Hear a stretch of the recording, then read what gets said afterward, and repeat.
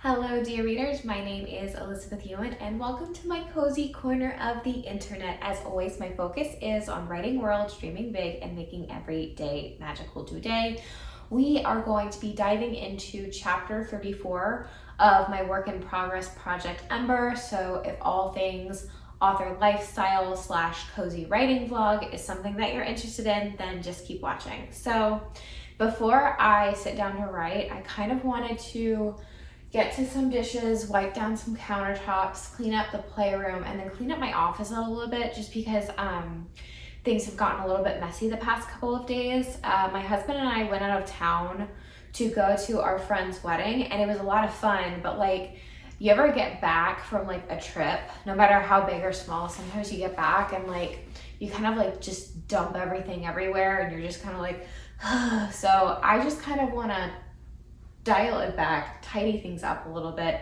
and just get everything feeling good, feeling like a reset before I sit down and work on chapter 34. So that is what we're going to be doing. But while I'm cleaning, I wanted to talk to you guys. So I just finished my latest read, which is Hour of the Pumpkin Queen. Y'all, it was so good. So it's the sequel to, what is it? Long Live the Pumpkin Queen, which is the first. So the series is following Sally Skellington, Jack Skellington's wife from The Nightmare Before Christmas. And if y'all didn't know, that is like my favorite like Halloween movie. I know it's like a Christmas movie, but it's very, it's just, the Halloween vibes are just, and the romance between Jack and Sally is just phenomenal. Like, I'm obsessed. So when I discovered last year that there were books about Sally, I was like, wait, what? So they have the first one, which is the Long Live the Pumpkin Queen, and then the second one, which is Hour of the Pumpkin Queen. So in the first one, you get to see Sally really struggling to come to terms with her new identity as the Pumpkin Queen, because she's always been very much so an introvert, and her husband Jack, as you guys probably know, is like a huge extrovert, and I relate to that a lot. And I was like, oh, this is so good. So I read that book, and it's such a cute, cozy read. Obviously, there's no spice in it. Like, it's a nice, like, cozy, comforting read. It's kind of like fan fiction. It's definitely fan fiction vibes. So if that's something that you're interested in, then you should check it out. And then the sequel to that is like, it takes a year after the events of Long Live the Pumpkin Queen, and the discoveries made in the first book impact Sally in the second book. And so it's kind of coming to terms with Sally still struggling with her identity and feeling torn in several different directions, and also like biting off more than she can like chew. Like she's really like gone into the Pumpkin Queen role, and she's taking on a lot, and it's kind of learning that she doesn't have to tackle everything by herself. I'm not going to give spoilers, but it's really good. So I strongly recommend. And with the cliffhanger at the end of the second book, they are, I'm sure, working on a third book,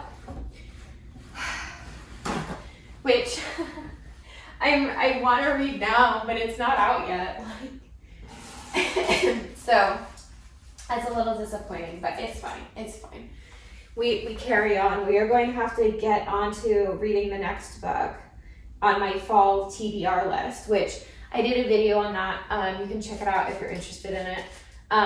But I need to figure out what I'm reading next, because I have a whole list of like 20 some odd books that I'm trying to get through by the end of September, so that way I can really dive into some majorly Halloween books in October. I'm excited. That's going to be a lot of fun. I've never really been into like super spooky books, by the way. Like, I'm okay with like murder mysteries and stuff like that, but like I don't want like horror reads, like if I can help it. Like, I don't, too scary. I'm just like, oh no, because then you have then I have nightmares, then I have difficulty falling asleep, and it's not a good time for me. So I like the cozy reads, like the witchy vibes, the romance vibes. Like, a good mystery is fine, because that's not going to scare me too bad. But my husband can tell you, like, I'm a big old scaredy cat when it comes to like horror films and things like that. So, okay, that is clean. It doesn't look too bad in this kitchen. Like, there's just a couple of things that are just like out and about that just need to be put away. I went ahead and I started on dinner. And whenever I'm like, I don't feel like really cooking, I do a lot of crock pot meals, but like, I always do slow cooker barbecue chicken for on those days where I'm like, I really don't feel like cooking. It's the easiest meal. You just dump in the chicken, you dump in the barbecue sauce, you set it for like high for 4 hours, and you call it a day. You just have some buns, you can add whatever veggie you want. It's great, it's easy, and you don't have to think about it.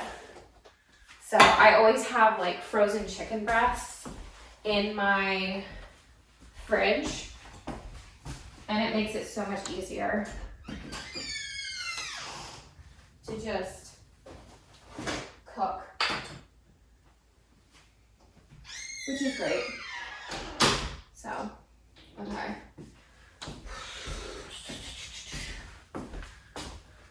Let's go under here.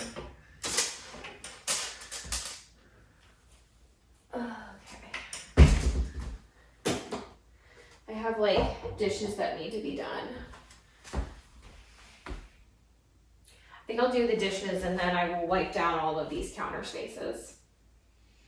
Yeah, I always like to start with like the kitchen island, like clearing that off, because sometimes when you're in the thick of it, sometimes you like get done with like the dishes or something and you turn around and it's like you don't want like a huge pile of mess staring at you in the center of the room. So it's nice to just have that there. I'm going to wash some dishes and then I'm going to wipe down the counters, and that is what we're going to do.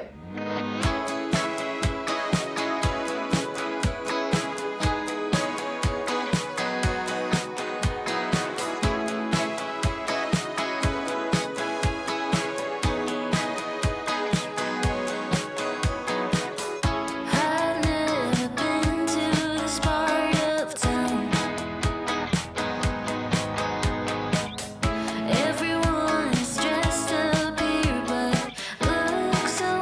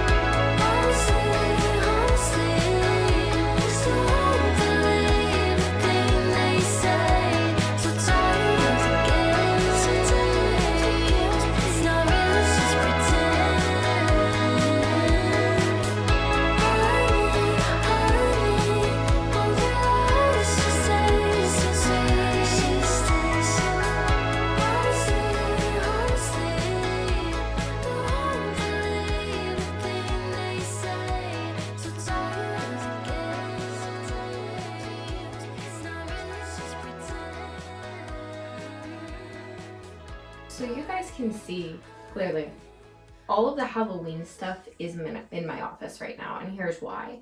When we left for the weekend, my parents had to watch our fur baby and our kid.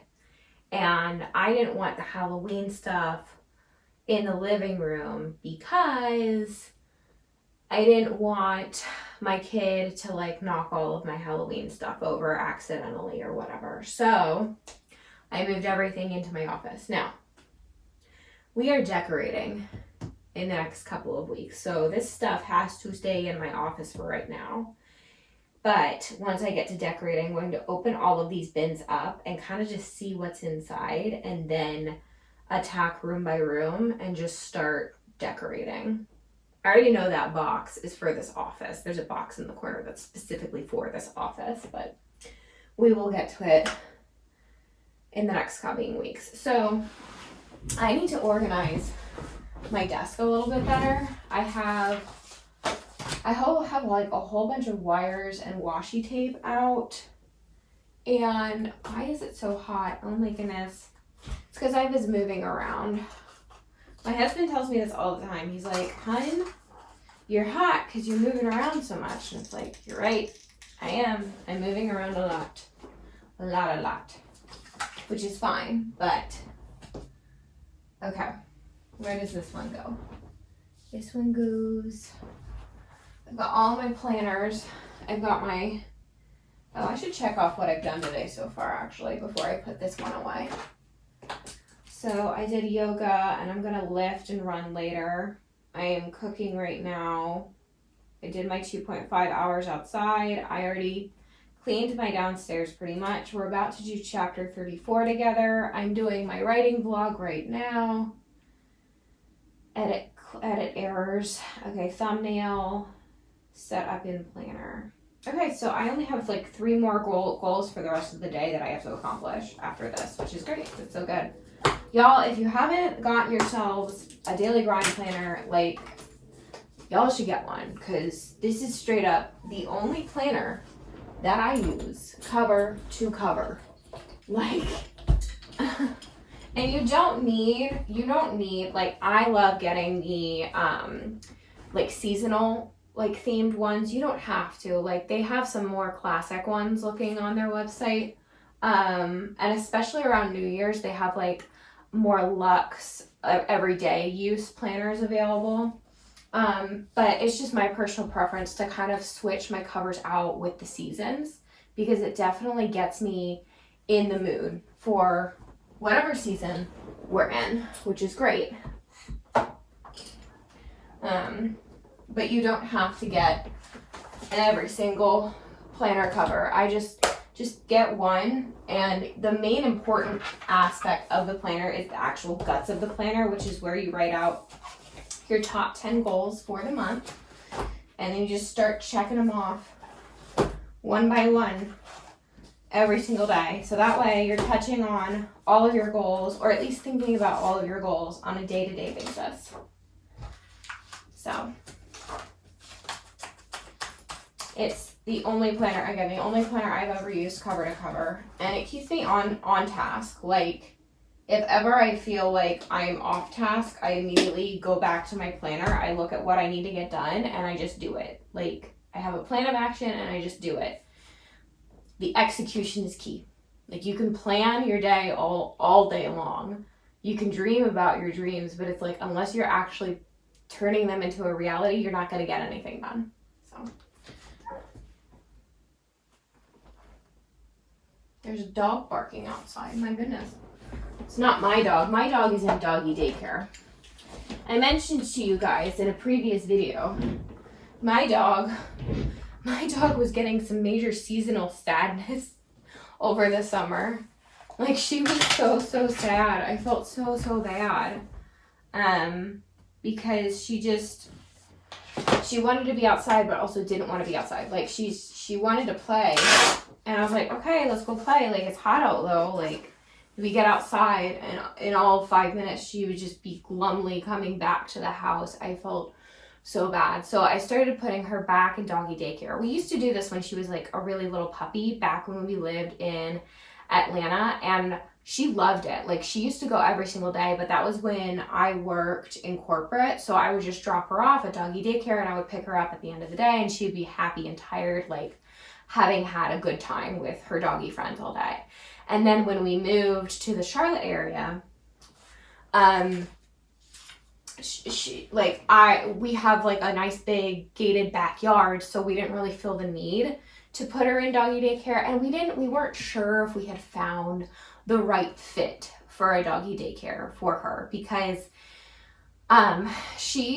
I love her very much, but she can be a bit reactive at times, and it really depends on the type of people she's around, the types of dogs she is around. And so we tried one place out and they were like, yeah, she's not a good fit here. And we're like, okay. So then we tried another place and they were like, oh yeah, she's perfect. But we weren't sure if she was having a good time in it or not. And turns out, yeah, she was having a great time. So that's the one that we decided ultimately going with, because the vibe there is perfect. Like, the dogs are great, the staff is great, like, but it just took it time to like find the right one for us, because she had been at the same doggy daycare since she was a puppy, all in Atlanta, because we were in Atlanta for like 4 years. Oh my gosh, 4 years before we moved here to the Charlotte area.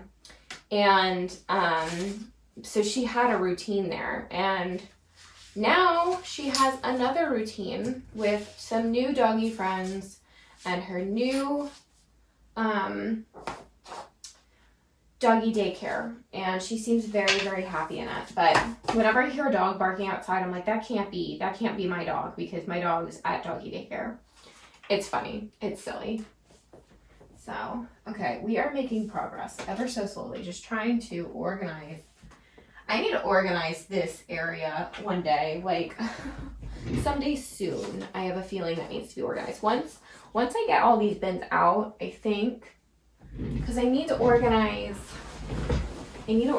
that entire situation as well as this situation, just so that way I can take like inventory of what I have. Like, I have a whole bunch of my old daily grind planners that are like, yeah, like they're great, but like they are taking up space. Like, not the covers. Like, the covers are great. I'm going to always keep my covers, always. But I have the old ones that were not like clip-in planners. Like, they were like spiral bound. As well as I have several older copies of the Dream Life Blueprint that I had filled out over the years, which I might want to keep, but like I think I might just want to reorganize and just take stock. I also know that I have quite a few candles in there that I need to find and scavenge for. But that's not today's task. Today's task is just clearing off your desk and get to writing, because we are trying to get through the end of chapter 34 today. So chapter 34 is an exciting chapter, because I mentioned in previous videos that like my heroine, she's not a natural talent. And it always irritates me when I read books that the female lead is like this natural talent. Like, hang on, can you guys really see me? Hang on. A little bit, let me tilt you. There we go. It's a little bit better maybe. But it really irritates me when like you have like these female leads in these books that have never seen combat, and then in chapters like within a couple of chapters they're like charging into battle and they're like able to fight on their own completely. Like, they're able to like wipe out a whole bunch of enemies with some hidden magic power that they're discovering and whatever.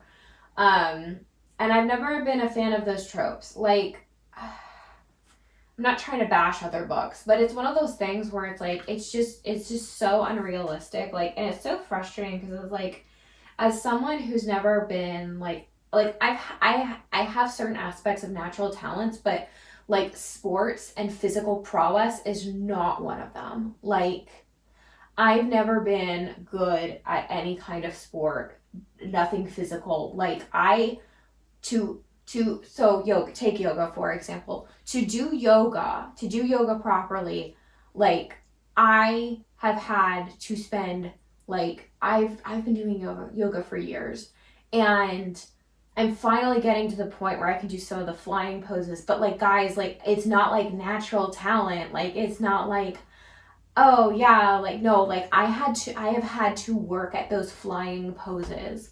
Like I can't do a handstand or anything crazy like that. I can't do any of that, but like I am trying, and I am not a natural talent like at all.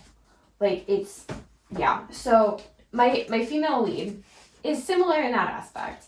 And I think that hopefully might resonate with quite a few people, because like if you've ever been in a situation where like things don't come easy to you, and not in a negative way, like sometimes things cannot come easy to you, and it's kind of a fun challenge, right?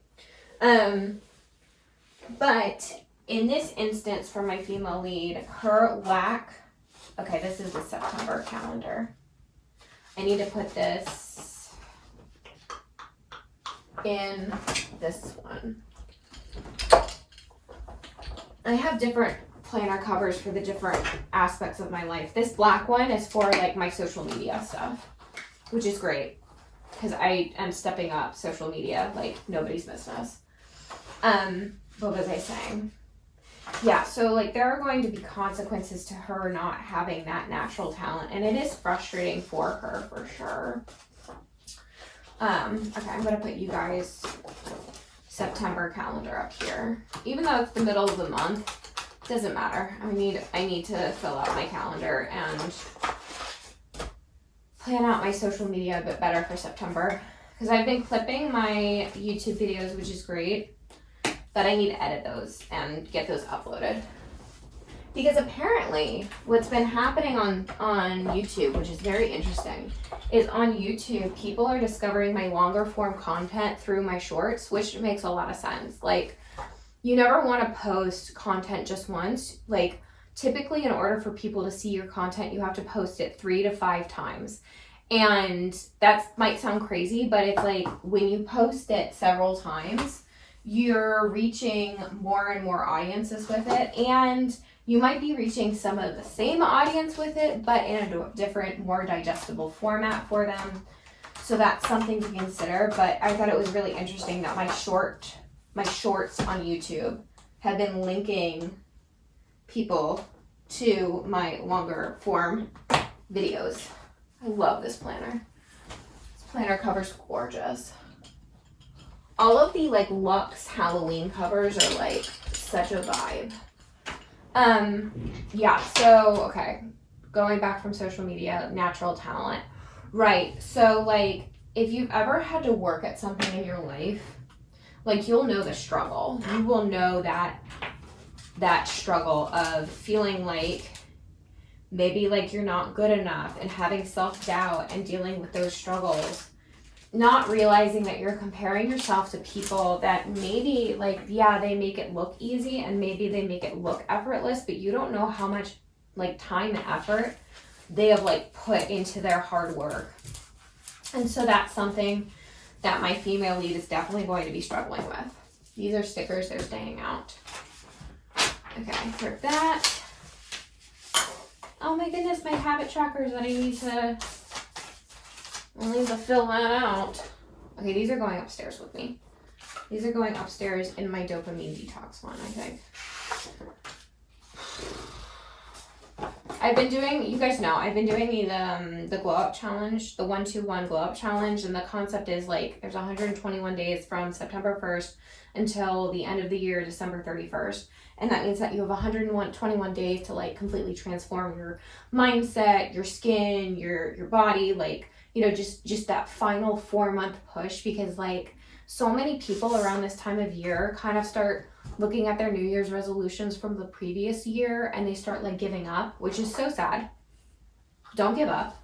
you can still do it. And that mentality of, hey, I can still accomplish things in the final stretch of 2025 is something that resonates with me, especially as like I'm on several different journeys. I am on a weight loss journey to get to a certain point. I'm already at my pre-baby weight, which has been a long time in the making. And I'm on the final stretch of that, and I'm hoping to get down to my ideal weight in the next like 4 months. That's why I'm like pushing so hard. I'm lifting weights, I'm doing yoga. Obviously I'm taking rest days, guys, but like it is one of those things where it's like I am doing something pretty much every single day to get my body into the best shape, because I just want to feel better about myself in general. And the 1-2-1 glow up challenge, I'm gonna put that with that, is definitely helping me feel more aligned with myself and my goals and my dreams and my aspirations. Okay, I think that's enough tidying of the desk. I have cleaned my space, I have cleared my head, and now it is time to get to writing. So I'm going to be writing my female leads challenges with not being a natural talent, and how that is going to come across with having some more like natural consequences for sure. Hide and seek till I found you. Oh, I found you. Oh, I found you. Yeah, you thank the gods I found you. Yeah, proof those who wait never. I've been hungry for affection, baby, best believe that you got my attention, baby, now I see you're there in my reflection, you're a part of me, and it's in peace.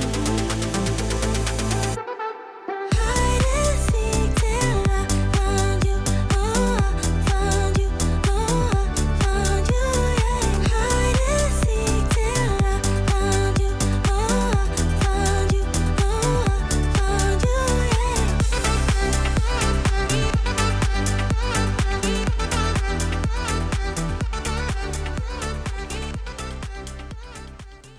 I have finished writing chapter 34, and it turned out exactly as I had plotted it would, which is great. I went through a lot of the emotional turmoil that my female lead was like feeling, and not feeling so prepared, and not being a natural talent as compared to so many other people that she's seeing. And I feel like she's going to struggle with that for the next couple of chapters for sure. And I'm hoping that's something that like readers can relate to, is like struggling with learning something new and trying to apply that like as something's happening. I guess that like one of like the scenarios that comes up for me was I went to South Korea for study abroad in college, and I had to kind of like learn the language like while I was there, and it was like diving into the deep end surrounded by like people who didn't speak the same language as me, and trying to like learn not only the language but the culture and just absorb all of it in a short couple of months. And I mean, you know, you dive head in, like you just go for it. And it all turned out great, and I learned so much while I was there. But it's a similar feeling that I'm writing of my female lead is struggling with those first few days of she's essentially learning like a new language in her version in Project Ember. And it is one of those things where it's like she kind of has to just dive straight in and just go for it. So yeah, I think that I wrote that pretty well. Again, this is like draft 3 of Project Ember, but it's all in like third person. So technically draft one of third person. So I look forward to like going back and kind of seeing how I can improve on it in later edits for sure. But I'm going to go ahead and sign off. I really appreciate you guys watching. If you like this video, please give it a thumbs up, subscribe to my channel, and don't forget to hit the notification bell. I hope that you guys have a wonderful, magical day.